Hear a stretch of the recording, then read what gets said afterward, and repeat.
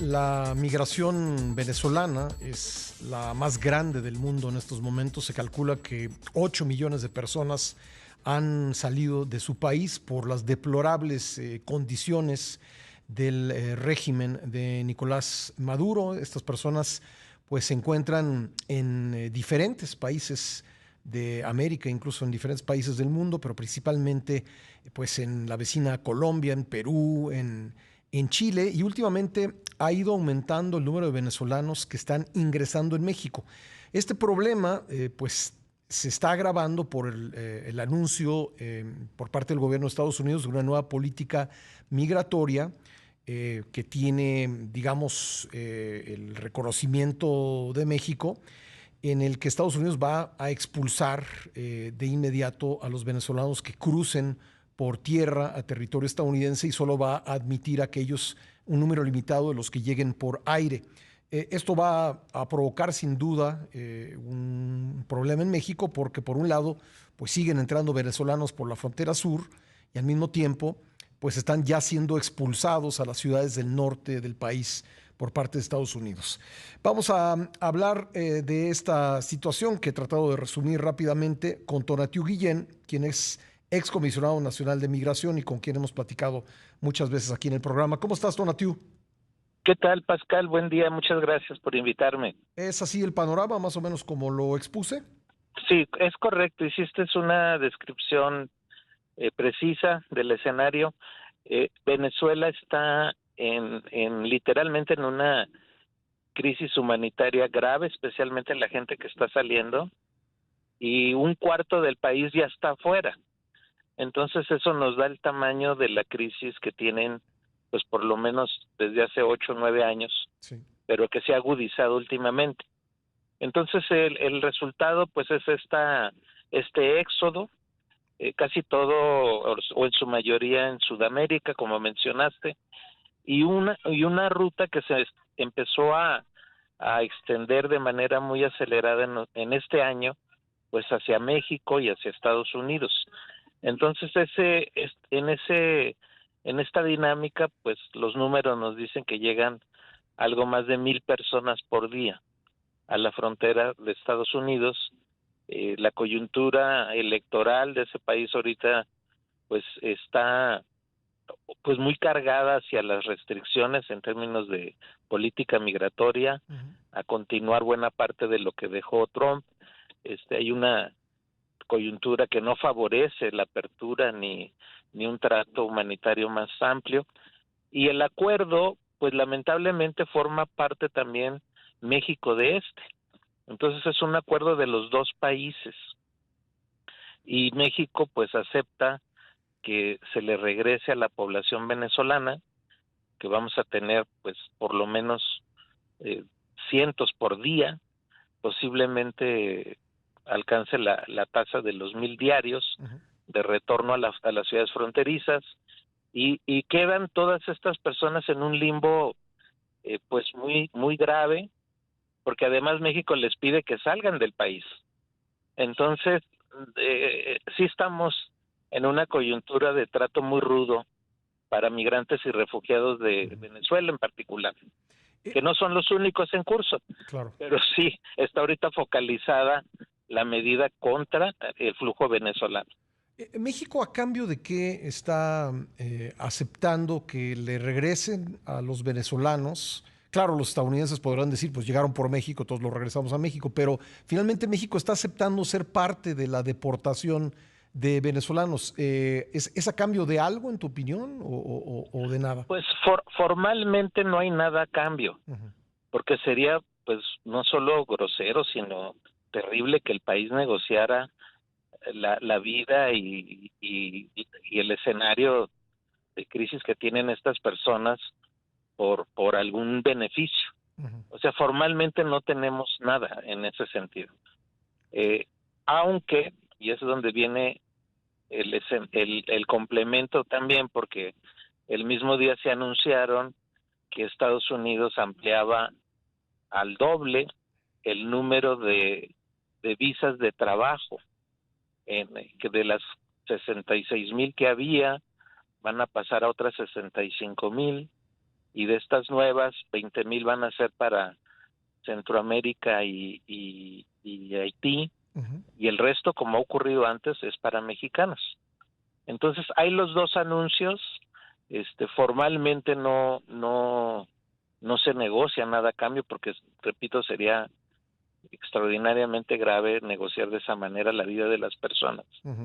Y aunque los dos anuncios se dieron paralelos. Sí. Entonces, ese es el escenario que tenemos en este momento. Y esta notificación que le están dando a los venezolanos retornados de Estados Unidos, deportados de Estados Unidos, de que tienen que salir de territorio mexicano por el punto fronterizo más próximo, en los hechos, ¿cómo va a ocurrir? Pues lamentablemente el escenario para las personas que son notificadas de esta manera, puede ser muy delicado, porque el moverse otra vez a otro país, pues sus opciones son muy reducidas. Entonces, esta población o sale de Venezuela o salió de algún país sudamericano, y retornar allá en estas condiciones, pues se vuelve pues una de las opciones más crudas, porque por algo salieron. Claro.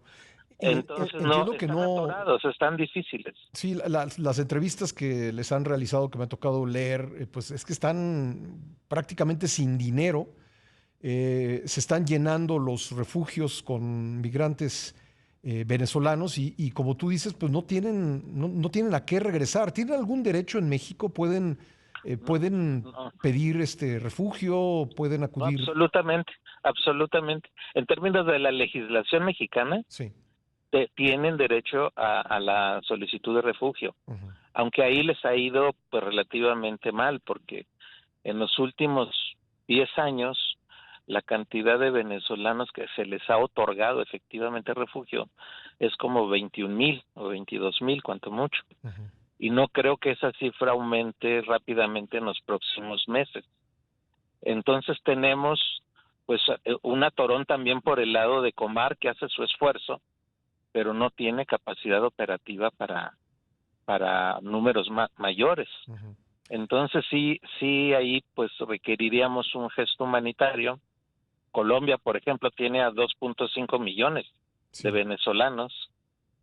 Perú y Ecuador están haciendo algo cercano de un esfuerzo también extraordinario, y nos correspondería, en solidaridad latinoamericana y en hermandad latinoamericana, pues sí abrir un capítulo especial en el caso de los venezolanos. Yo recomendaría que México hiciera esto y no darles un aviso de salida que los deja pues todavía en una situación muy vulnerable, porque en cuanto termina su periodo de este aviso, pues están completamente en situación irregular en el país. Claro. Y a ver qué pasa con ellos, porque tampoco es sencillo la devolución a dónde. Entonces sí hay un problema humanitario serio, en particular con la población venezolana.